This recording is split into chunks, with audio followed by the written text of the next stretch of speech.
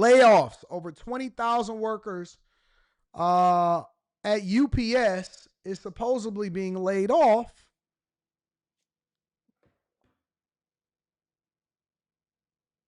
Over 20,000 workers, I thought that was something else. Over 20,000 workers are allegedly being laid off at UPS over divesting themselves and separating themselves from doing business with Amazon over some certain things. But let's get into it, y'all. Make sure y'all hit a like for the algorithm, subscribe to the channel, and turn on your notifications. UPS, in our view, is and has been doing the things to kind of restructure its network to deal with the realities of their business and how much it's changed over the last couple of years. And they're also focusing a lot more on revenue quality. So that would mean trying to win more share of small to mid-size shippers. Also, you noted they're kind of gliding down, if you will, their exposure to Amazon to some of their businesses. That just doesn't make sense. I mean, they're still going to do returns for Amazon, which is a good business for UPS from a margin financial standpoint. Hey, Lee, what kind of visibility does UPS have on their revenue stream? Like, how much is contracted versus how much is just me walking up to a store and, shipping a package across the country? That's a great question, Paul. I think the reality is that they have somewhat a decent visibility into their business a couple weeks out. I think that's really about it. That's just really because it's their customers are really driven by economic activity, and it's really tough to kind of really gauge those volumes, especially in the current environment, given the uncertainty driven by tariffs, which is why earnings expectations for the second quarter will probably start moving lower as sell-side analysts adjust their models. One of the things that UPS also has to adjust for is, and I actually went and looked at their numbers. You know how we do it inside of the Patreon, because I always try to look at different industries. I would not advise personally. Well, let me revise what I'm about to say. I do not advocate for anybody to it. Let me revise that once more. I am not interested. I would not invest my money based off of the 8 things that we look for inside of the Patreon. As far as companies that we invest in and the stocks that we then take place or take as a part of our portfolio, I would not invest in UPS. They have a lot of legacy costs. They have a lot of union labor that is going to impact their bottom line. That's one of the things that people are not taking into consideration. They're highly dependent on the industry, and I think that the UPS, along with Amazon and FedEx and other shippers, DHL, all of those places, I think that in the coming future, within the next maybe 18 to 24 months, you will see a transformation in USPS, the United States Postal Service. I believe that ultimately there will be a lot of, I don't think that it's going to fully go private, but I think that a lot of the business, a lot of the work, a lot of the legacy costs that come along with the USPS will be privatized in order to cut costs for the federal government, because we do subsidize the USPS, United States Postal Service. We cannot let it fail. And there's a lot of protests right now because even they anticipate some level of privatization over at USPS. So I think that they're going to be bidding on those contracts. I also believe that they're trying to divest themselves against somebody like an Amazon, which Amazon uses other retailers, other shippers to deliver packages that they sometimes can't deliver, even though they have a huge level of infrastructure that allows for them to be able to run a company the way that they run it.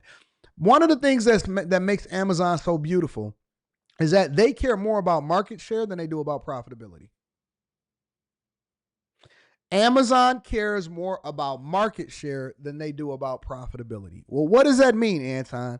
That means that they are willing to run parts of their business with such a razor thin margin so that they can bolster the market share that they have within an industry that would then long term allow for them to be able to be more profitable as a company. Okay, well, I'll give you an example. So when you go buy a product from Amazon, right, and you do FBA, so fulfillment by Amazon, or you buy your soap on there, or you get some products delivered, you buy your ring light or something like that, when you buy a product from Amazon, right?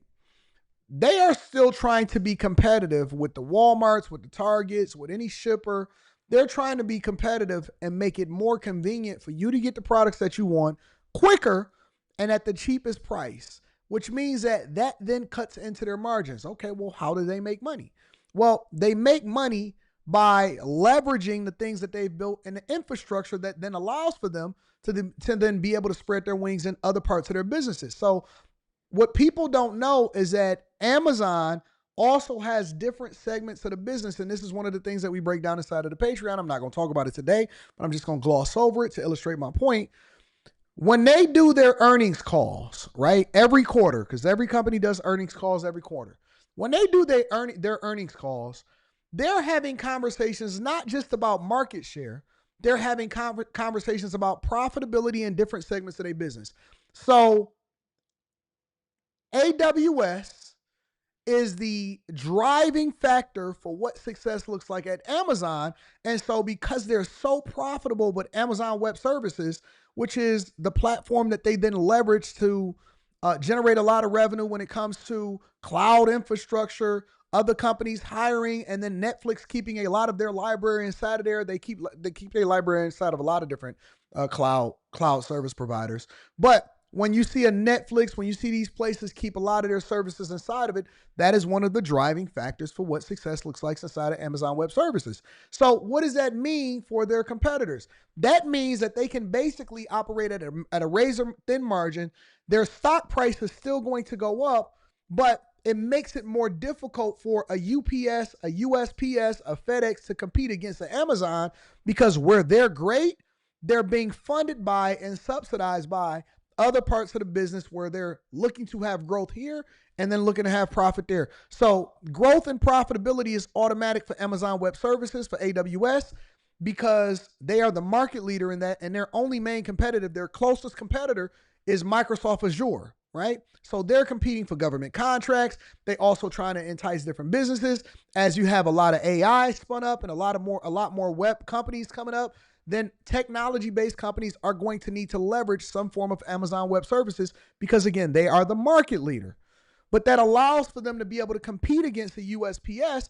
Why? Because a UPS and a USPS are interdependent on you shipping packages in order for them to be profitable. They don't have other segments of the business that they can depend on, and so they are subjected to whatever happens inside of the industry. If people are shipping less packages, if the union members then go in and they protest and they paying drivers a lot more money, then they have to eat that cost and they have to find savings in other parts of the business. They have to spend more money on automation. They got to get rid of less workers. They got to use more infrastructure. When they have a fleet problem and they got to replace their trucks, they have to take on that investment themselves.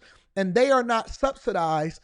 And they have to have price wars with other shippers to have things delivered to your door directly. So they may even be doing business with Amazon. Amazon may have an offshoot of products that is delivered by USPS or UPS.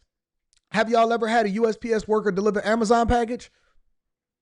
They may subsidize some of that to them, but then when they get enough infrastructure, when they get enough leg room, when they have enough foot presence inside of a particular city, guess what? They don't have to continue to do business with USPS, which was dependent on Amazon in some segments for them to continue to be successful. So now when you start to see people laying people off, when you see them laying off people over at Amazon, over at UPS, because of all of these other factors that they can't absorb costs on, well, that is the difference between an Amazon and a UPS.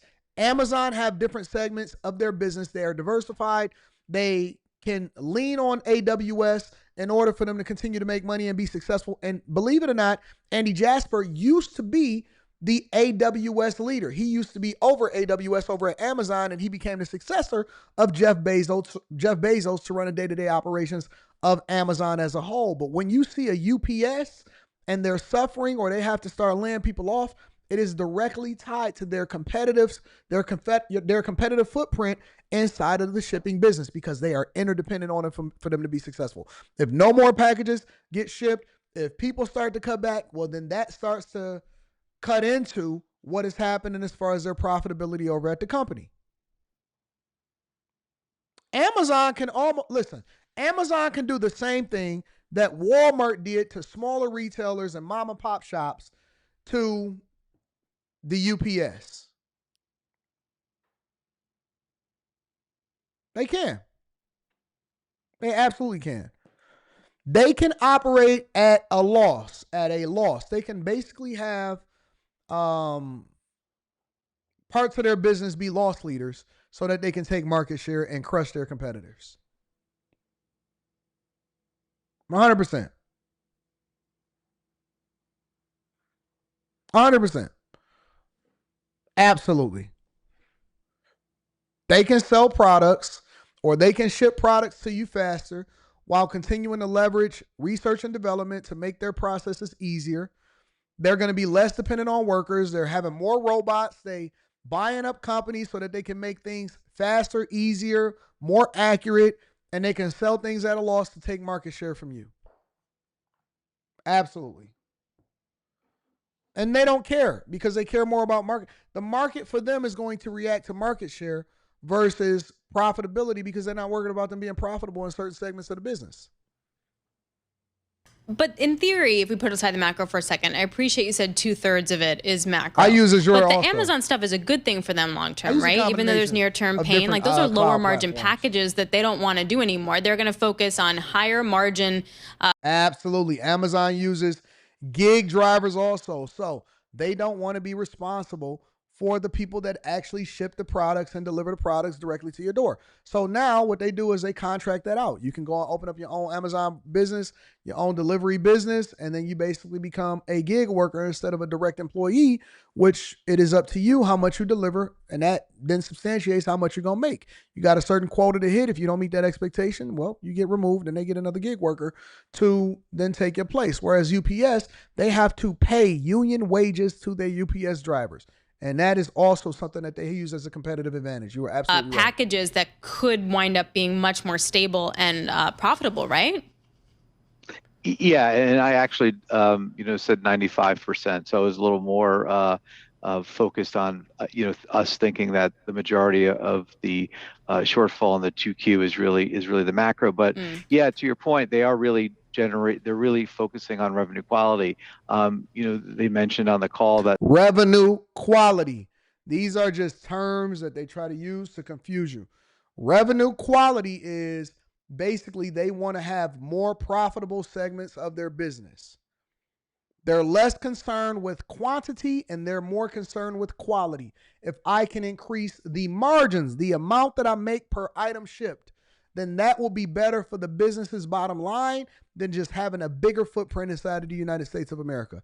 If I can sell less products at a higher margin versus more products at a very, very small margin, then that means that we have better revenue quality. All right, that's what they mean. Some of their business out of Amazon's fulfillment centers just really wasn't profitable for them. So it obviously doesn't make sense to take that business. And if they're able to create capacity by getting rid of some of this business and filling it with what they call SMB, small to mid-sized businesses, that's just going to be a good thing for its margins overall, and it'll allow them to generate the kind of returns that they can reinvest in their network. Because while they're doing a lot of investing in now in automation, and they're closing some facilities just to be a little more nimble than they were in the past. They're still going to continue to have to make those investments because technology continues to change, and those benefits, will need to be driven by those investments. So, 20,000 workers is being laid off by Amazon as a result of them divesting themselves and trying to adjust to the market. I'll keep you guys up to date, and I'll let you know exactly where that's going to be impacted